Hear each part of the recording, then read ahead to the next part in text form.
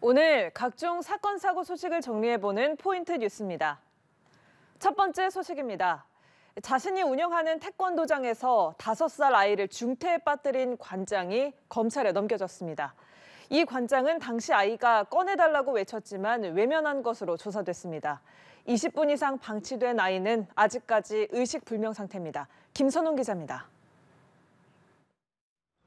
지난 12일 경기도 양주의 한 태권도장. 30대 관장 A씨는 당일 교육이 끝난 뒤 5살 B군을 들어올려 말아놓은 매트 사이 틈으로 머리와 상체 부분을 집어넣었습니다. 현장에 있던 목격자들에 따르면 그 사이 B군은 버둥거리며 꺼내달라고 소리친 걸로 파악됐습니다. B군은 이렇게 20분 이상 방치됐고 의식을 잃었습니다. 뒤늦게 놀란 A씨는 도장 인근 병원으로 B군을 데려가 심폐소생술을 받게 했습니다. A씨는 곧바로 다시 도장으로 와 CCTV 화면이 저장된 컴퓨터를 포맷했습니다. 하지만 CCTV 영상을 보고 난 경찰은 A씨가 아이에게 아무런 조치를 취하지 않은 것을 확인했습니다. 신체적 학대로 의심될 만한 추가 정황도 있으며 이를 뒷받침할 증언도 확보된 걸로 알려졌습니다. A씨로부터 폭행을 당한 아동이 더 있다는 주장도 제기됐습니다. 이미 3건의 고소장이 제출됐고 모두 유치원생에 대한 신체 학대 의심 신고였습니다. A씨는 3차례에 걸친 경찰 조사에서 학대나 체벌 의도가 없었으며 장난으로 한 일이라는 입장인 것으로 전해졌습니다. 고의성 여전히 부인하고 계세요? 경찰은 A씨를 아동학대 중상해 혐의를 적용해 구속 상태로 검찰에 넘겼습니다. B군은 지금도 의식을 찾지 못하고 중환자실에서 치료를 받고 있습니다. 경찰은 태권도장 관원 258명의 명단을 확보해 추가 학대 행위는 없었는지 조사를 이어갈 방침입니다. 연합뉴스TV 김선홍입니다. 다음 소식입니다.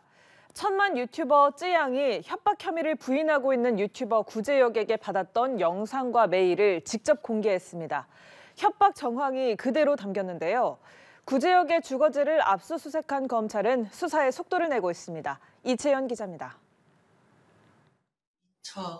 유튜버 쯔양이 자신의 변호인과 함께 다시 카메라 앞에 섰습니다.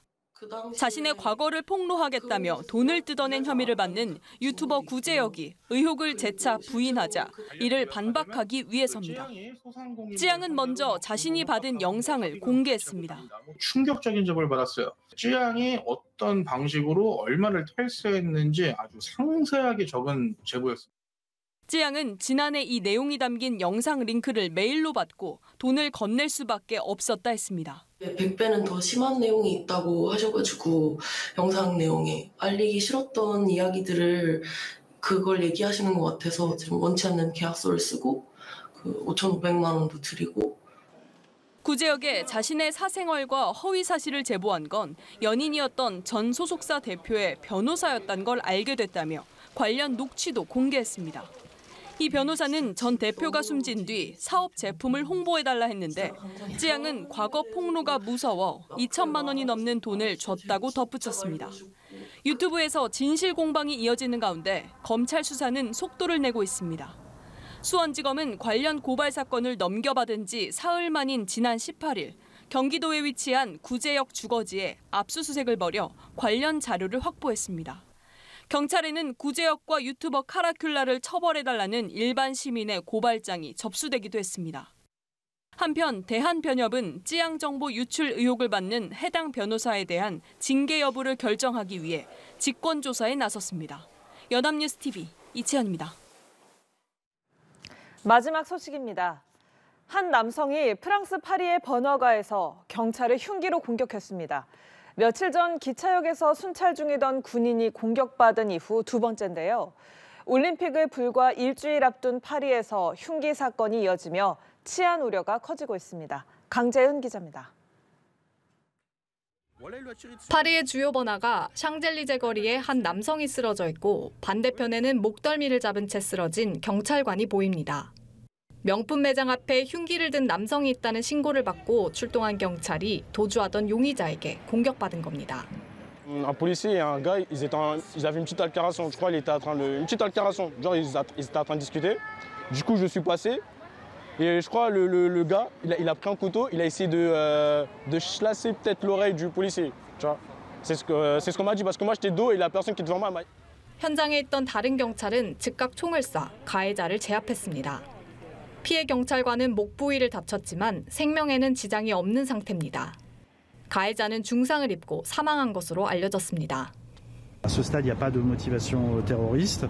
À ce stade, moi je reste toujours prudent. Mais nous sommes requis pour des faits, on va dire, de droit commun. Les effectifs de police viennent pour interpeller un individu et sont menacés par cet individu qui, de ce que l'on sait, n'est absolument pas connu. Des services de renseignement, j'entends. 또 범인은 27살이며 프랑스 체류 자격이 있던 외국인이었다고 덧붙였습니다. 불과 4월 전에는 파리 동역에서 순찰하던 군인 한 명이 괴한의 흉기에 찔렸습니다. 하루 전인 17일에는 파리의 한 식당 테라스로 자동차가 돌진해 1명이 숨지고 6명이 다쳤습니다. 최근 올림픽을 앞두고 프랑스 당국은 파리 시내 치안을 강화했지만 치안을 책임지는 경찰과 군인이 공격받는 사건이 이어지며 치안 불안은 더 커지고 있습니다. 연합뉴스 강재은입니다.